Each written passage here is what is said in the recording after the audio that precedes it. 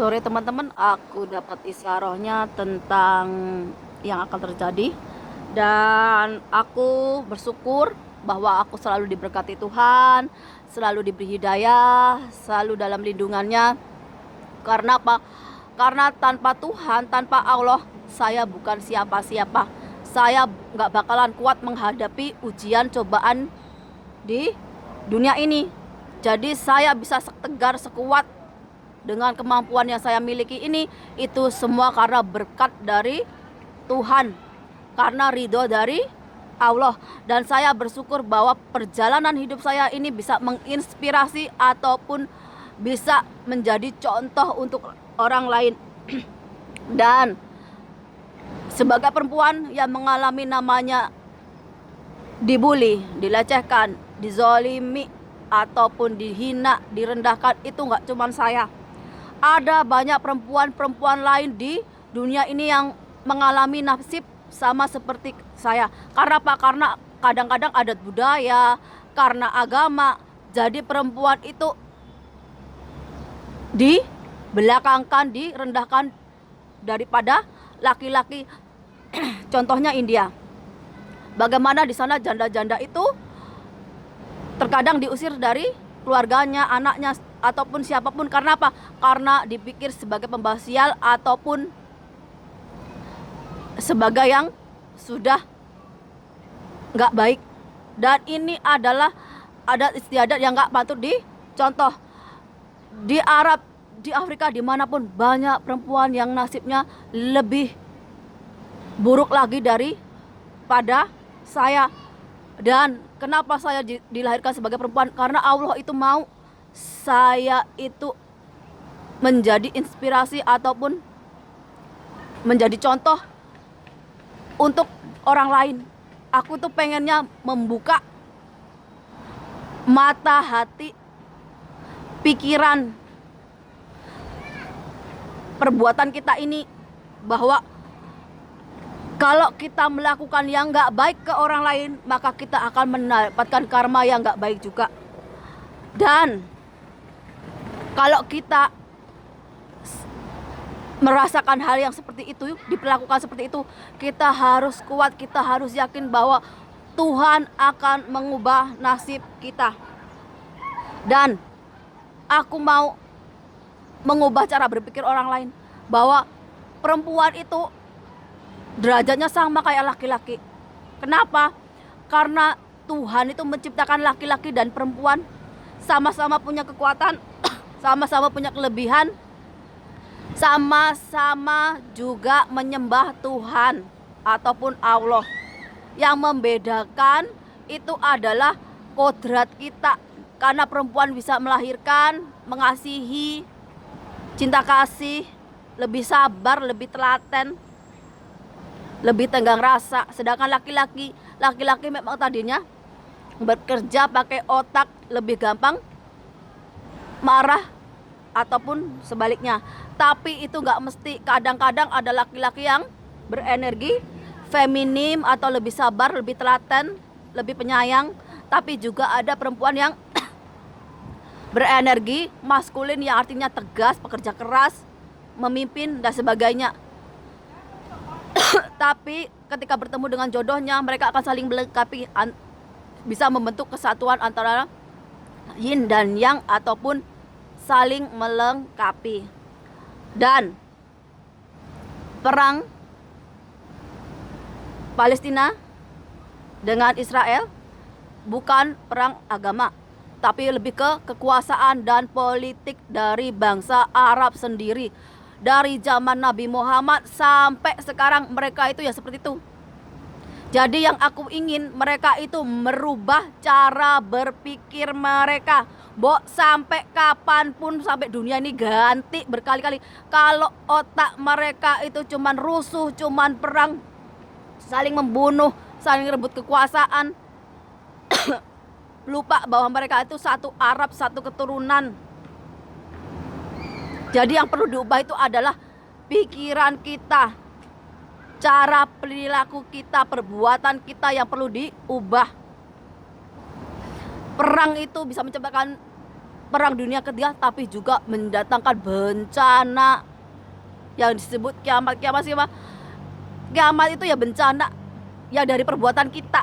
Kalau perang nuklir ya kita itu sama-sama kiamat, sama-sama mati. Kalau nuklir kan udah merusak alam, merusak sistem kehidupan juga. Itu yang mereka nggak sadari, makanya mereka itu berlomba bikin senjata nuklir. Nggak taunya senjata itu bisa membunuh satu sama lain, yang artinya membunuh kehidupan manusia itu sendiri. Gak cuma manusia, alam ini hancur sehancur-hancurnya. Itu ya karena ulah manusia sendiri yang nggak mau berpikir untuk jangka panjang yang diberikan hanya sekarang untuk Indonesia. Karena Kamis ada pendaftaran Capres-Cawapres, pasti suasananya akan bertambah panas. Dan Pak Prabowo punya pendukung dari Cendana, dari USA. Dan kalian bisa lihat jejak rekamnya seperti apa. Kalau kalah, kalau berkuasa pun seperti apa. Dan Anies juga punya fanatik pemilihnya yang bisa melakukan hal-hal yang di luar kendali. Kenapa? Karena kefanatikan itu. Bagaimana dengan Megawati dan Ganjar? Megawati punya pendukung fanatik juga, Soekarnois, dan mereka juga akan melakukan hal yang sama ketika kefanatikan itu membabi buta. Jokowi satu pemimpin yang anaknya boleh jadi pemimpin, tapi ojo grusa-grusu. Seharusnya dia jadi contoh yang baik untuk orang lain, bukan jadi contoh yang enggak baik. Makanya kemarin ada yang bilang Jokowi Satria Wiyang atau enggak, aku bilang dia sekarang jadi Satria Wiyang. Kenapa? Karena dia termakan omongannya sendiri, termakan perbuatannya sendiri. Kenapa? Karena waktu pertama dia dulu mau jadi presiden, niatnya adalah baik. Tapi ketika di pertengahan, ketika dia mulai mengangkat Prabowo, mulai dengan kasus Ahok, kasus Panji Gumilang, tidak, dia bukan yang menegakkan kebenaran dan keadilan di tanah Jawa atau di Nusantara. Ibaratnya omongan dia gak sesuai dengan perbuatannya. Bagaimana Ahok dan Panji Gumilang itu jadi korban politik agama, politik kekuasaan, yang pada akhirnya hanya akan membawa kehancuran bagi satu bangsa, satu negara. Apalagi ditambah dengan anaknya yang berebut ingin jadi orang yang punya jabatan dan sebagainya. Itu boleh-boleh saja, tapi sabar. Berjalan melalui sesuai dengan tingkatannya. Kenapa? Karena dia akan jadi contoh untuk orang lain, bukan grusa-grusu. Apalagi tambah sekarang dia ke Cina, pasti orang udah nebak, oh pasti nyari dukungan. Karena apa? Karena lawan politik dari Jokowi semua punya dukungan luar negeri. Jadi yang sekarang Jokowi lakukan adalah dia juga butuh dukungan luar negeri, yaitu dari Cina, yang nanti akan menambah sentimen rakyat Indonesia kepada etnis Cina. Kenapa? Karena Jokowi sendiri dengan kelakuannya yang grusa-grusu, enggak telaten, enggak sabar. Yang dia lakukan itu perkataan dan perbuatannya itu enggak sinkron, enggak sesuai. Makanya dia kemakan dengan omongannya dan perbuatannya sendiri. Ini nanti yang akan menjadikan Indonesia huru-hara, goro-goro. Kenapa? Karena setiap pemimpin parpol, setiap calon presidennya, calon wakilnya itu punya fanatik pemilihnya sendiri-sendiri. Kalau mereka lihat calonnya dizolimi, calonnya merasa tidak mendapatkan keadilan, mereka dengan sendirinya akan emosi, akan sendirinya terbakar. Dan itu seperti api. Api kecil dikasih bensin tambah, gak ada yang bisa meredam. Karena apa? Karena sesuai dengan fakta kenyataan, ketiga-tiganya punya pemilih yang fanatik sendiri-sendiri, yang siap melakukan apa aja. Di belakang mereka itu orang-orang tajir yang siap ngeluarin duit untuk apa aja. Yang penting ada kuasa, ada politik. Di belakang mereka itu negara-negara yang udah ngincer Indonesia nih. Kalau Indonesia pemimpinnya kayak model Jokowi atau Soeharto, habis Indonesia. Hasil buminya di serap luar negeri. Indonesia dapat apa? Nggak dapat apa-apa. Walaupun negara kaya tetap miskin. Seperti Kongo.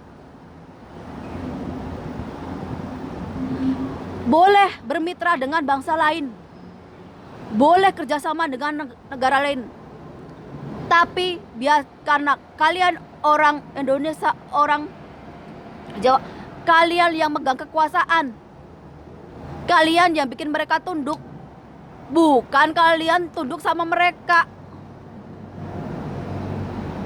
Jadi pemimpin itu seperti itu. Karena apa? Karena harus bisa mengayomi rakyatnya, bisa melindungi rakyatnya, bisa membawa keadilan ke rakyatnya, bisa bawa kemakmuran ke rakyatnya. Bukan cuma kita ngejar namanya modernisasi. Habis itu alam dirusak dengan tambang, dengan hutannya ditebangi, dengan sawahnya yang hilang. Giliran paceklik gak punya beras, impor luar negeri. Dulu nenek moyangmu itu makmur karena pertanian, perdagangan, perikanan. Karena spiritual mereka, rohani mereka, tauhid mereka sama yang menciptakan kehidupan ini. Makanya Allah memberkati mereka dengan kemakmuran, kejayaan duniawi dan surgawi. Itu yang gak dipunyai kalian. Kepintaran, kekuasaan, modernisasi gak dibarengi dengan akhlak, dengan moral. Sama aja kalian itu jadi iblis, jadi Ya'juj Ma'juj, jadi orang yang gak bermoral, gak punya adat budaya. Nanti ke ujung-ujung kayak Amerika, bagaimana deretan pembunuhan, rusak karena narkotik. Sama kalian juga kan seperti itu. Kenapa? Karena kalian udah gak punya etika, budi pekerti, adat istiadat yang sebagai pegangan hidup. Masih ingat sama Tuhan. Tapi kalau kayak gini, gak cuma dikejar modernisasi, pembangunan, tapi moral, etika, budi pekertinya ketinggalan. Kalian nunggu hancur aja kayak tanah Arab itu. Gampang diadu domba. Gara-gara agama hancur, gara-gara politik hancur. Apa sama aja gak kiamat itu karena ulah kalian sendiri? Bencana alam atau malapetaka itu datang karena kalian sendiri. Karena kalian itu gak mau ngaju diri. Kalau kita itu memegang api, api itu ya bakal membakar diri kita sendiri, bukan orang lain.